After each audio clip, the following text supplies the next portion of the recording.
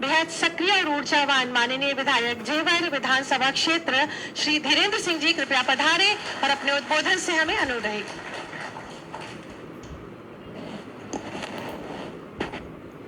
आज के इस कार्यक्रम में हमारे सर्वमान्य नेता और जिनकी वजह से आज जेवर ने वो मुकाम हासिल किया है, वहाँ से हम पहली उड़ान में बैठकर आए, ऐसे हमारे परम पूजनीय प्रदेश के मुख्यमंत्री योगी आदित्यनाथ जी,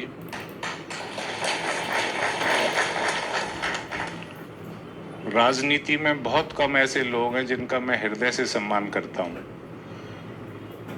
चूंकि कभी कभी मैं सोचता हूँ कि शायद मैं राजनीति के नहीं, आप लोगों की सेवा के लिए बनाऊं, जिनका मैं बेहद सम्मान करता हूं और जिनसे मुझे बहुत सीखने को मिला।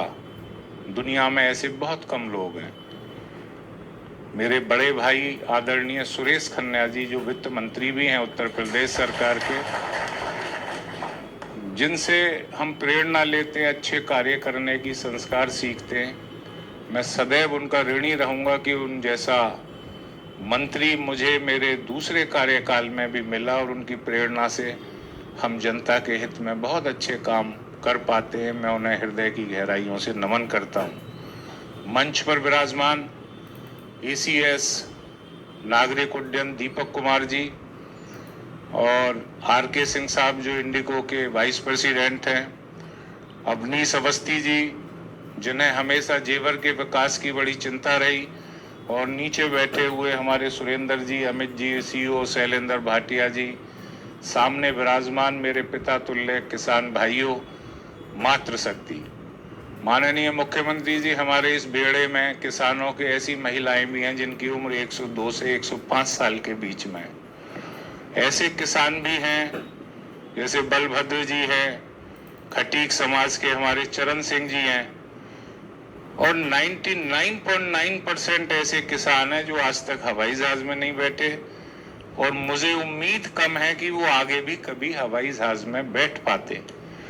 तो आज जो एहसास और सुकून मैंने उनके चेहरे पर देखा, तो अनायास ही आपकी तस्वीर मेरे जहन में आई, और बारंबार जेवर क्षेत्र से एक आवाज यही निकली कि हमारे मुख्यमंत्री जी का बहुत बहुत आभार, जिन्होंने हमारे जेवर को आज दुनिया के उस मानचित्र पर ला दिया है जहां सर्वत्र जेवर ही जेवर गूंज रहा है।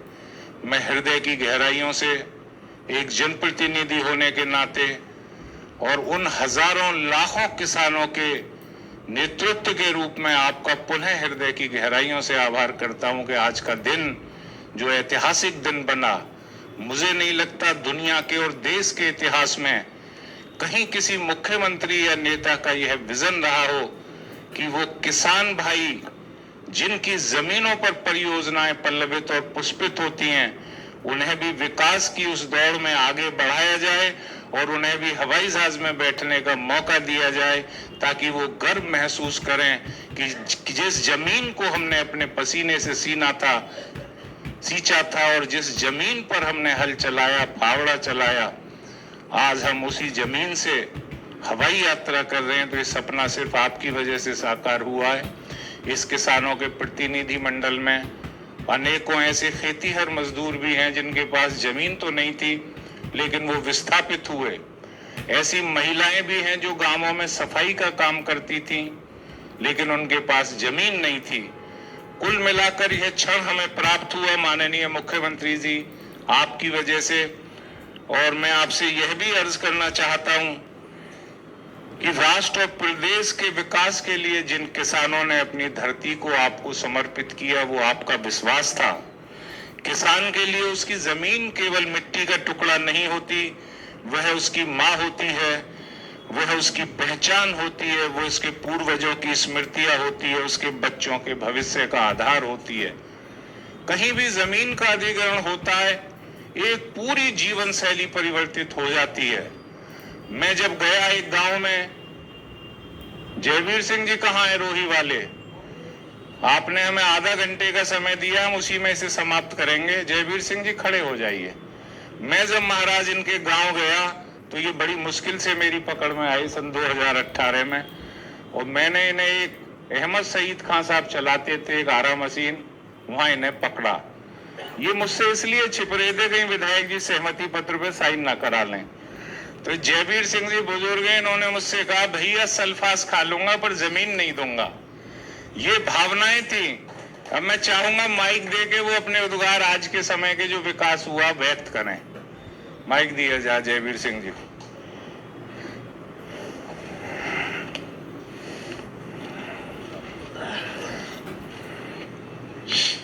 श्रीमान योगी जी, वो जमीन ते इतना प्रेम हो कि मैंने भैया ते ये कही कि भैया मैं सल्फाज खा लूंगा पर मैं जमीन नहीं दूंगा। जब अहमद खां की ऑफिस में 12वें दिन भैया ही जब मेरे सामने सल्फाज खाने लगे, मैंने कही भैया तुम इज्जत में समंदर हो और मैं तुम्हारे सामने तिनका हूं, पर उम्र में बड़ो हूं, मैं तुम्हें सल्फाज नहीं खान लूंगा। मेरे भैया ने मेरे हाथ 3 बार वचन भरवाए। और फिर योगी जी आपकी भी मैंने बात सुन रखी ही, टीवी में कम सुनू हूं कम दिखे है कि आपने शुरू में कही कि मैं उत्तर प्रदेश का उत्तम प्रदेश बना दूंगा। तो मेरे भैया ने आपके सहयोग से अपनी जान अर्पण कर दी। इतनी मेहनत करी ही कि और विधायकन के कभी हमने सपने नहीं देखे, शकल नहीं देखी जीतने के बाद में। और मेरा भैया हर वक्त क्षेत्र में ही रहो, किसानन की सुनी और काम करी। बैठ जाइए। बहुत बहुत और मैं आपके दर्शन के लिए बहुत इच्छुक हो, पर मेरा दिल घबरावे। अब भी भैया ने बहुत कोशिश करी है। जब तो मैं एयरपोर्ट बैठा हूँ रात नींद नहीं लगी। वो है मेरे जहाज में तू जिंदो नहीं पहुंचेगो, पर तेरी योगी जी क्रिया काज कर सकिए। बहुत बहुत धन्यवाद आपका भाई साहब।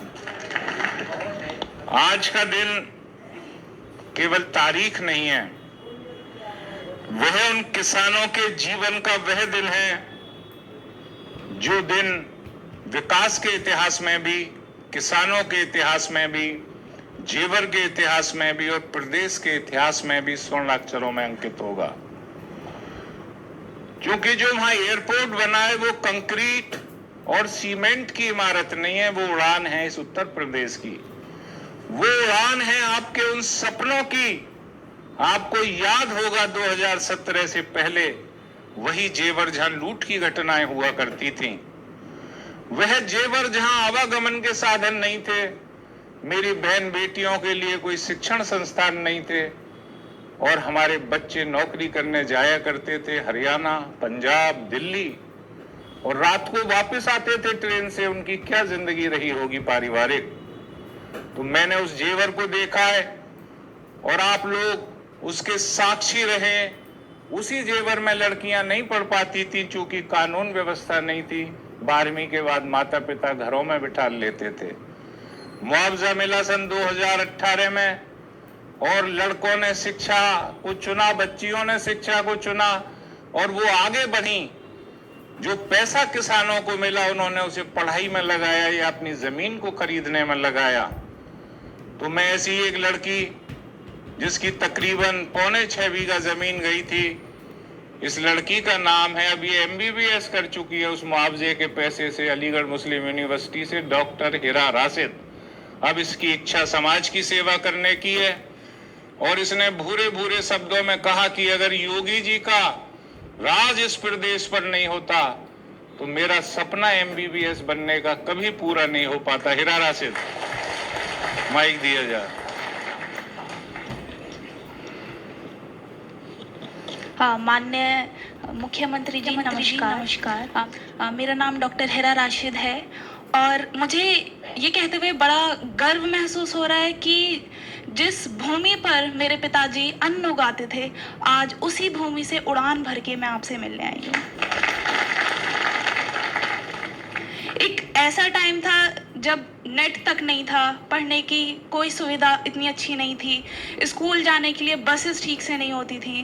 पर जैसे जैसे विकास हुआ, हमारे क्षेत्र में तरक्की बढ़ी, सुविधाएं आई, उससे ही मैंने नीट 2021 में निकाला बिना किसी कोचिंग के, और जो भी सुविधाएं थी उसी से लेकर। तो ये सब आपकी वजह से ही हो पाया है। बहुत बहुत शुक्रिया आपका, इसलिए मैं आपकी बहुत शुक्रगुजार हूँ और मैं चाहती हूँ कि आप भविष्य में प्रधानमंत्री के रूप में रहें।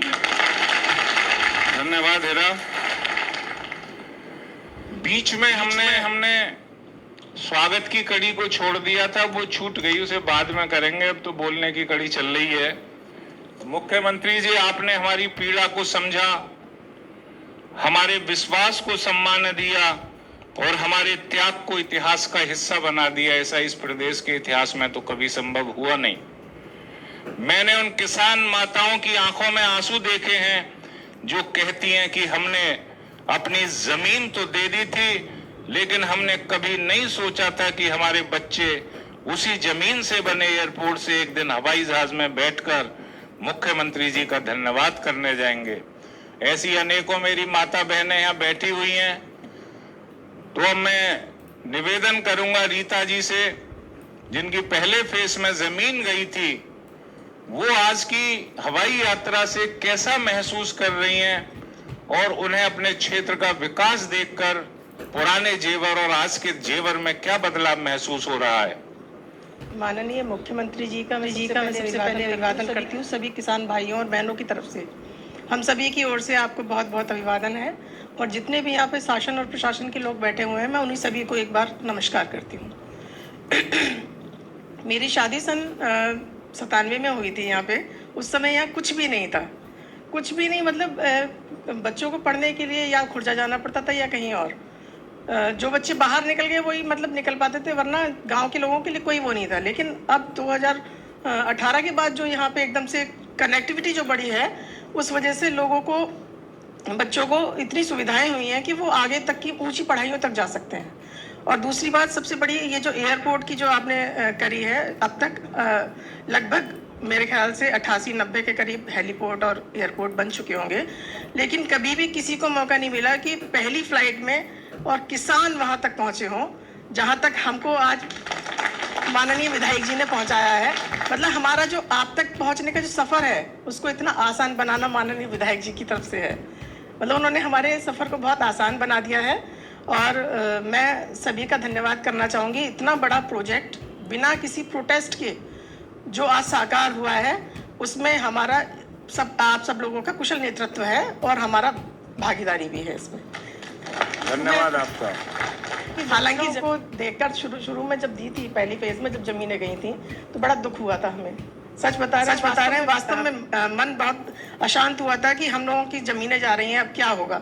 लेकिन आज जब वहाँ से देखा है और किसानों को देखा मैंने, सब लोग खिड़की में से देख रहे हैं, कोई कह रहा है ये तुम्हारे खेत हैं, ये तुम्हारे खेत हैं। लेकिन आज वहाँ पे इतना विकास है, उसको देख के जो लोगों के चेहरे की जो खुशी है, उसे देखकर बहुत प्रसन्नता हुई है मुझे।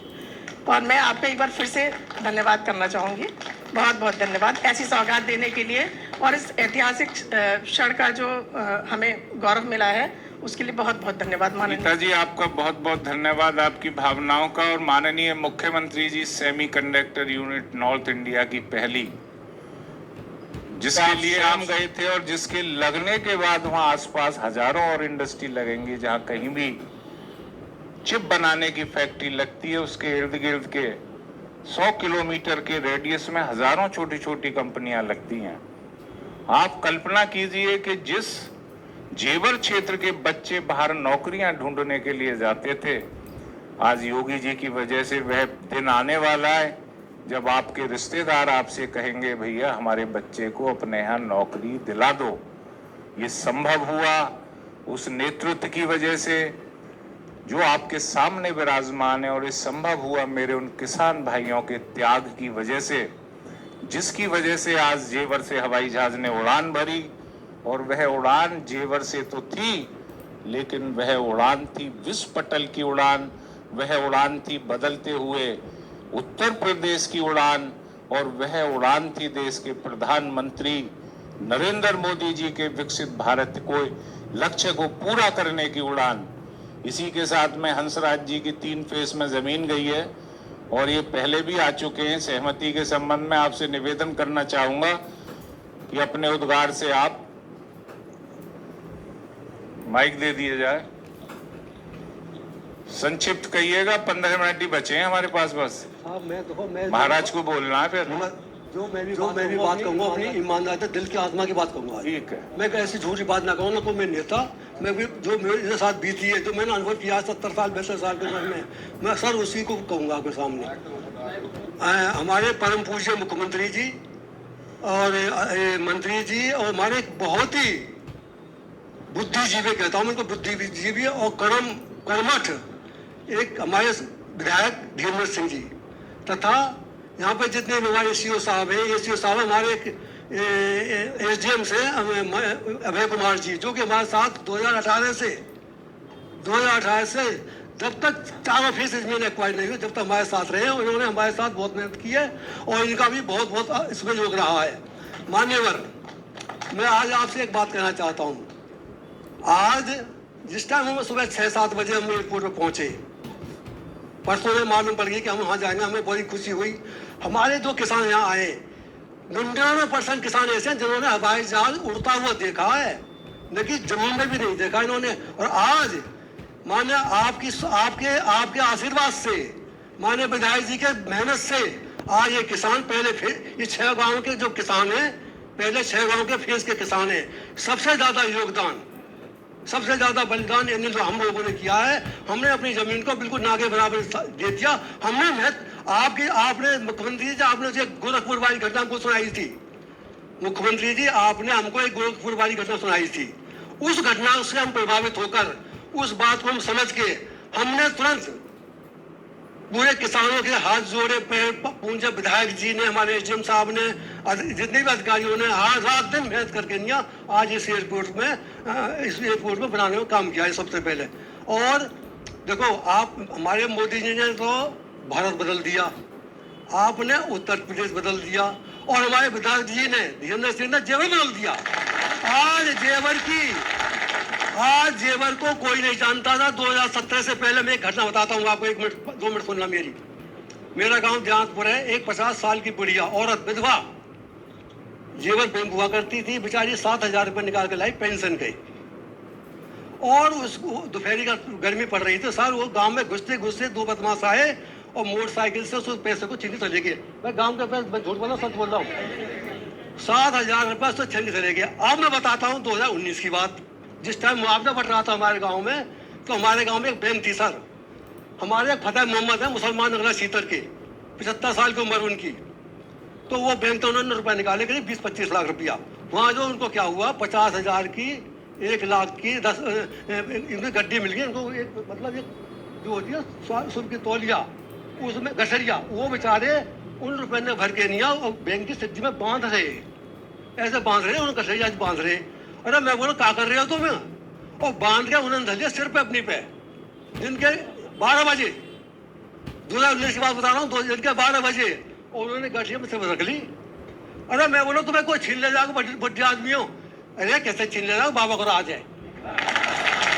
एक मुसलमान भाई इस बात को कहता है कि बाबा को राज है, कैसे छीन ले जाओ। अब लगा लो 2016 से पहले, 17 से पहले, 2017 के बाद में सब बहुत ही अमन चैन है। और सर हम सब भगवान से दुआ करते हैं, हम भगवान से दुआ करते हैं कि आप तिवारा मुख्यमंत्री बने, हम यही चाहते हैं। और हमारे विधायक जी पिछली बार 60,000 वोटों से हमें जिता के भेजे, हम आज तक जाते हैं, इस बार 1 लाख वोटों जिता के भेजेंगे, हमारा वादा। आप टिकट आए हो क्या मेरा आज लखनऊ?